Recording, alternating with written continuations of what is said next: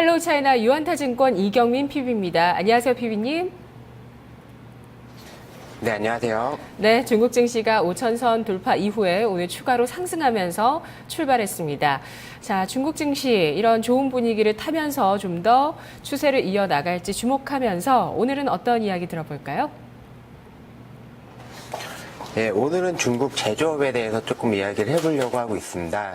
지수는 굉장히 좀 좋게 올라가고 있지만 제조업은 조금 그 상승만큼 뒷받침을 해주지 못하는 것 같다라고 좀 판단이 들고 있고요. 이런 부분이 뭐 엄청 안 좋다 이런 부분보다는 좀 차츰차츰 올라가지 않을까라고 판단하고 있습니다. 네, 우선 뭐 첫 번째 가져온 제 그 그림 보시면 중국의 그 PMI 제조업 지수에 대해서 2005년도부터 좀 가지고 와봤습니다. 해당 부분에 있어서는 장기간 그 횡보 국면에 진입을 했다라고 하는 부분이 좀 확인이 되는데요. 뭐 특별한 부양책 없이 뭐 7.5%의 경제 성장은 조금 어렵지 않을까라고 판단은 들고 있지만 뭐 단기적으로 자금 조달 난항이나 아니면 뭐 수출 불인 등으로 투자 회복은 그 투자 신뢰 회복은 조금 쉽지 않아 보입니다. 다만 뭐 경기 방어를 위한 뭐 정부의 정책이나 아니면 외부 환경 개선 등으로 인해서 단기적인 급락은 좀 없을 거다라고 보여지고 있습니다. 이 중에서 뭐 제가 조금 특별하게 가져온 차트는 그 중국 굴삭기 연간 판매 대수 추이 및 전망인데요. 이 그림 보시면 2013년도 97,000대, 2014년도 한 85,000여 대 정도로 굉장히 좀 많이 정체 국면에 접어들었다라고 보여지고 있습니다. 중국의 경제 규모와 성장을 놓고 본다라고 하면 연간 필요한 그 굴삭기 규모는 약 10만 대 이상으로 보고 있고요. 이런 부분이 좀 굉장히 조금 침체되어 있다라고 하는 부분을 좀 확인할 수가 있을 것 같습니다. 그 다음으로 가져온 그 차트는 월별로 조금 가져와 봤는데요. 1분기에 그 굴삭기 판매량이 전체 대비해서 그 한 16,500대 정도로 전년 동기 대비해서 한 49% 정도 감소한 모습을 확인할 수가 있습니다. 그럼 그 토목공사나 이런 데 사용되는 굴삭기의 사용량이 최저다라고 하는 부분은 향후에 뭐 일단은 중국 정부의 뭐 정책이나 이런 부분에 있어서 1대1로나 이런 부분에 있어서 조금 다시 늘어날 수 있다라고 하는 부분을 조금 반증할 수 있을 것 같고요. 6년 동안의 그 부진을 거치면서 공급 과잉이나 아니면 그 업계 간의 그 M&A나 이런 부분을 좀 정리가 되면서 사이클 밑바닥에 접근했다라고 보여지는 게 일반적인 분석입니다. 그리고 뭐 5월달 전국 그 주요 도시 신규 주택 평균 가격이 전월 대비해서 상승 전환하면서 부동산 시장에 조금 개선되는 주지를 보이고 있고요. 이런 부분을 인해서 오늘은 굴삭기 업체에 대해서 조금 해보고자 합니다. 네, 1대1로 정책의 수혜도 가능할까요?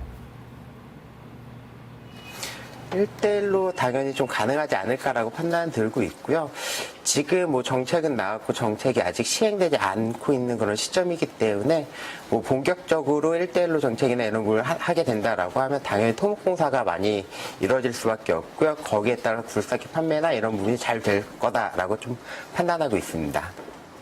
그동안 들었던 중국 스토리들 가운데서 이제는 그 최악을 지나서 바닥 국면을 형성하고 반등할 수 있겠다. 이런 관점의 스토리 오늘 들어볼 것 같아요. 분야는 굴삭기고요. 또 이전에 뭐 태양광이나 이런 쪽 알아봤었죠. 태양광은 솔직히 수익률이 좋지는 못했습니다만 과연 그 굴삭기 같은 경우는 또 1대1로 정책이 있기 때문에 어떻게 될지 또 상당히 주목되고요.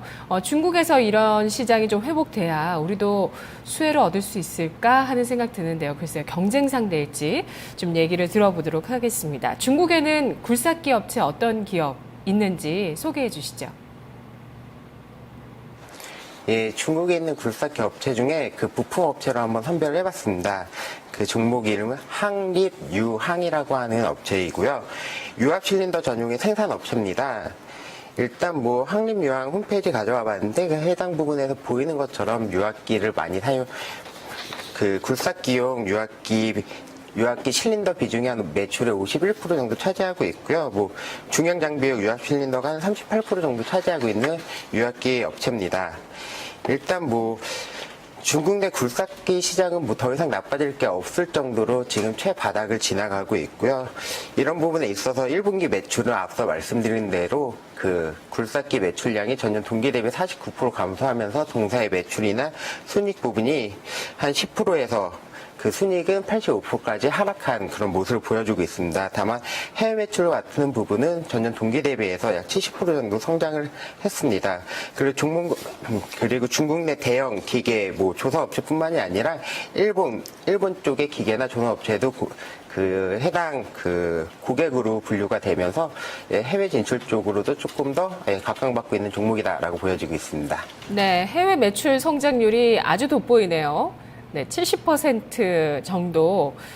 올해 70% 지난해보다 성장한다는 전망인 건가요, 피비님? 2014년에 해외 쪽 매출이 70% 정도 성장은 했고요. 일단은 그 비중이 크지 않아서 미미하지만 해외 쪽으로 더 커질 수 있다라고 보여지고 있습니다. 올해는 YOY 대비로 좀 얼마나 성장할지 다시 한번 좀 살펴봐야 될 것 같습니다. 네. 거의 내수 위주였는데 해외 쪽으로 수출을 하는 부분들 미미했던 숫자가 이제 조금씩 커져 나가는 단계군요. 자, 그럼 국내 주식과 비교를 해봤을 때 과연 한립유황 이 기업이 더 매력적인지 볼까요? 예, 우선은 국내 굴삭기 업체 중에 제일 큰 두산인프라코어하고 좀 비교를 해봤습니다. 완제품이기 때문에 조금 단순 비교하는 게 좀 맞지 않다라고도 판단 들고 있지만 시가총액 수준으로 거의 유사한 흐름을 보여서 두산인프라코어하고 비교를 해봤습니다. 첫 번째로 차트를 일단 놓고 본다라고 하면 차트를 한번 가지고 와봤는데요. 2014년도 하반기까지는 유사한 흐름을 보여주고 있습니다. 인프라코어하고 동사 한림유황하고는 동일한 차트 흐름을 보여주다가 작년 하반기부터 인프라코어는 조금 좋지 않은 그런 흐름을 보여주는 반면에 한림유황은 반대로 좀 좋은 흐름을 보여주고 있습니다. 일단 두 종목의 기본적인 항목을 보면 시가총액은 한림유황이 조금 더 높습니다. 한 2조 4천억 정도로 지금 두산인프라코어 2조 1천억에 대비해서는 조금 높은 부분이 있는데요. PER 기준으로 보면 한 100배 정도 나오고 있고요. 매출액 기준으로는 얼마 되진 않습니다. 한 2천억 정도의 매출을 이루고 있습니다. 다만 영업이익이나 영업이익률도 두산인프라코어보다 조금 여유에 있는 모습을 보이고 있는데요. 순이익 부분에 있어서는 한 8.4% 정도로 조금 월등한 부분을 보여주고 있고요.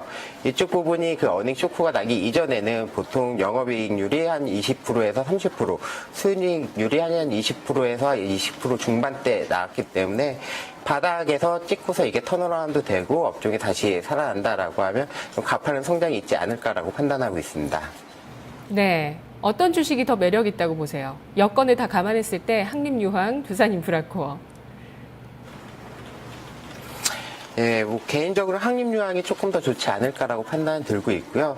두산인프라코어는 대표적인 중국 종목으로 좀 많이 분류가 됐었는데, 제가 이 한림유황을 좀 살펴보면서 중국 굴삭기 업체 보다 보니까 중국 내에서도 인프라코어의 판매량이 한 7위 정도로 굉장히 많이 떨어져 있는 모습을 볼 수 있습니다. 일본이나 기타 중국 로컬 업체에 좀 많이 추격을 당한 모습이고요. 중국 쪽에서 조금 더, 굴삭기 업황이 살아난다라고 하면 인프라코어의 상승보다는 아무래도 한림유황의 상승이 조금 더 크지 않을까라고 판단하고 있습니다. 네, 그렇군요. 지금 숫자로 봤을 때는 한림유황이 더 유리한 게 더 적지만 이렇게 이 굴삭기 메이커로서 중국과 일본 업체에 비해서 조금 추격을 받는 경쟁이 치열한 두산인프라코어보다는 이 시장의 바닥 형성 가능성 그리고 앞으로의 반등을 기대해봤을 때 부품을 만드는 업체인 중국의 업체가 더 유리하겠다라는 판단해 주셨는데요. 자, 그럼 투자 포인트와 전략 세워보겠습니다. 일단 주가가 좀 비싸긴 비싸네요. PER이 아주 높은데요. 세 자릿수 100 정도까지 지금 올라와 있다고 얘기를 해주셨는데 어떤 포인트로 어떻게 가격대 접근할지 전략 세워주세요. 예, 일단 바닥권인 중국 굴삭기 시장에서 이쪽 바닥이 조금 잡히고 올라간다라고 하면 본격적인 턴어라운드 되는 주식이 아닐까라고 판단하고 있습니다. 해당 부분에 있어서 턴어라운드 시 영업이익이나 순이익이 올라가면서 PER 부담에 대한 PER에 대한 부담은 조금 다소 늦춰지지 않을까라고 판단 들고 있습니다. 매수가는 한 20.7위안 정도에 괜찮을 것 같고요. 이쪽 부분이 좀 강력한 지지 라인이 돼서 이쪽 부분에서 매수 추천드리고요. 손절하는 거는 한 19.5위안 정도 이탈하고 회복을 못한다라고 하면 한 5% 정도 내외로 짧게 손절하는 게 좋을 것 같습니다. 목표가는 한 23.8위안 정도로 한 지금 자리에서 한 17에서 18% 정도의 상승 여력은 충분하다라고 보고 있습니다. 네, 알겠습니다. 잘 들었습니다. 예, 감사합니다. 네, 고맙습니다. 중국 내 굴삭기 시장, 이 업황이 턴어라운드하고 그에 따라서 이 굴삭기의 실린더를 생산하는 한림유황이라는 기업도 턴어라운드 할 수 있을지 주목하고 있습니다. 중국의 굴삭기 시장은 6년 동안 부진했다고 하네요. 우리나라에서도 비슷한 OCI 좀 생각이 납니다. 6년 동안 계속 주가 부진하죠. 태양광 쪽인데 이 굴삭기 6년 동안의 부진을 중국 시장에서 벗고 과연 이 일델로 정책 비롯해서 중국의 굴삭기 시장이 살아날 수 있을지 기대해 보면서 대응 전략을 세워보고 있는 시각 알아봤습니다. 오늘 이경민 PB의 한림유황 전략 세워드렸습니다. 자, 현재 지수는 코스피는 좀 하락세 유지하고 있고요. 코스닥이 1% 가까운 상승 나타내고 있는데요. 조금 전에 나왔던 소식을 좀 한 가지만 보면 또 메르스 관련한 사망자가 한 명 더 늘었다는 소식 나오고 있는데 그런데 주가 같은 경우에는 또 크게 좀 반응한다고 보기는 좀 어려울 것 같아서 전해드릴까 말까 하다가 좀 전해드립니다. 이런 좀 계속된 침체된 심리를 좀 돌려세울 수 있을 만한 정부 쪽의 액션이 나올 수 있을지 시장에서는 많이 주목을 하고 있는데요. 자, 이어지는 순서 마켓 이마 기장에서 시장의 대응 전략 좀 더 세워보겠습니다.